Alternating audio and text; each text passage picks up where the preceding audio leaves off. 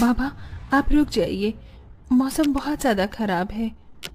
मुझे तो समझ नहीं आ रहा, ये दिन पर दिन मौसम खराब होता जा रहा है। अगर ऐसे ही चलता रहा तो मजदूरी नहीं कर पाऊंगा और घर में खाने को एक दाना तक नहीं आ पाएगा।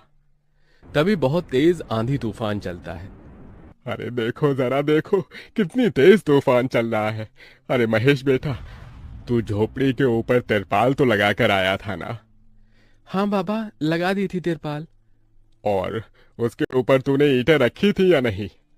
बाबा, ईंट रखना तो मैं भूल गया। महेश के इतना कहते ही झोपड़ी के अंदर बारिश की वजह से पानी टपकना शुरू हो जाता है। हे भगवान महेश, तूने ये क्या किया?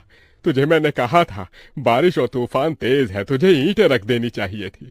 मुझे लग रहा है कि तिरपाल उड़ गई। चल चल मेरे साथ चल। अब तुझे मेरे साथ भीगते हुए मेहनत करनी होगी, नहीं तो पूरे घर में पानी ही पानी भर जाएगा। देवेश इतना बोल ही रहा था कि घर के अंदर वाकई छत से पानी टपकने लगा। हाँ पिताजी, आप सही कह रहे हो, चलो चलते हैं जल्दी से। दोनों बाप बेटा बारिश में बाहर निकलते हैं और झोपड़ी की छत पर तिरपाल को सही से लगाना शुरू कर देते हैं। अरे बेटा, ईंट को अच्छे से रखना, कहीं ईंट गिर न जाए। ठीक है पिताजी, सही सही रखूंगा। महेश इतना कहकर अच्छे से ईंट से तिरपाल को दबाने लगता है, जिससे छत ढक जाती है और झोपड़ी में पानी टपकना बंद हो जाता है। लेकिन इसी के चलते हुए बेचारे दोनों के दोनों बहुत बुरी तरह भीग जाते हैं। अरे चलो बेटा, बहुत ठंड हो रही है, बाहर घर में चलते हैं। चलो, बरसात में मौसम बिल्कुल ठंडा हो गया है।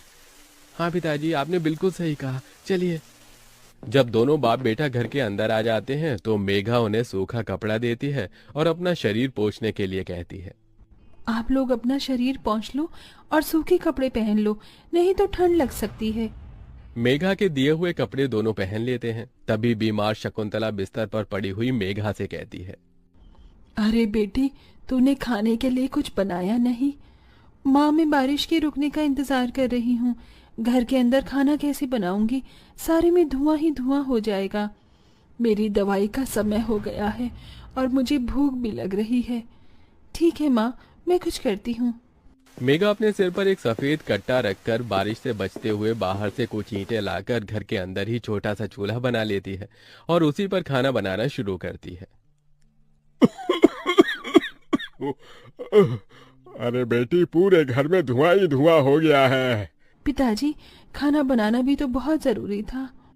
मेघा जैसे तैसे करके जल्दी जल्दी खाना बना लेती है। वो खाने में नमक मिर्च वाले चावल ही बना पाती है। माँ, माँ उठो, ये लोग खाना खा लो।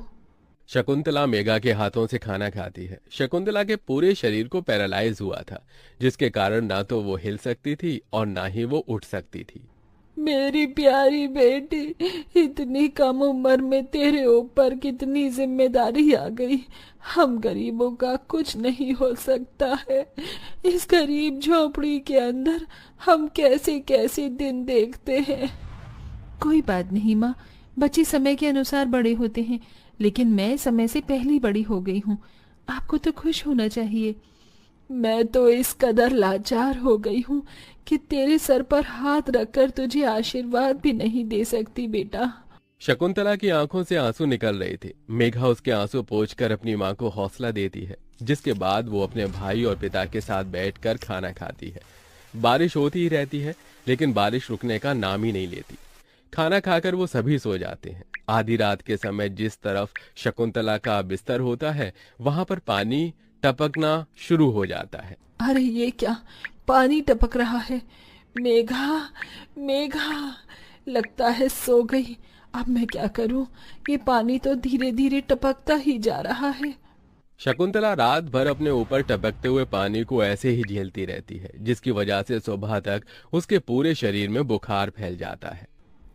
अरे अरे ये क्या माँ, आपको तो बहुत ही बुखार हो गया है। रात भर ये झोपड़ी की छत टपकती ही रही। मैंने तुम्हें उठाने की कोशिश की, लेकिन तुम्हारे तक आवाज नहीं गई। ये सुनकर मेघा को बहुत अफसोस होता है। वो सूखे कपड़ों पर अपनी माँ को सहारा लगाकर लिटा देती है और उनके कपड़े भी बदल देती है। लेकिन तभी अचानक से गांव में बाढ़ आ जाती है। अरे अरे ये क्या हो, यहाँ तो पानी भर रहा है। अरे लगता है गांव में बाढ़ आ गई है। अरे हम लोग क्या करें? अरे बेटा महेश, आ, आ, आ, अरे भाई, अपनी माँ को कंधे पर उठा, नहीं तो हम सभी बह जाएंगे। अरे पानी में कोई जुगाड़ करता हूँ बेटा। देवेश फौरन घर के बाहर जाता है। जहां वो आसपास देखता है उसे एक रेडी दिखाई देती है। देवेश उसे लेकर आता है जिस पर शकुंतला को लिटा देता है।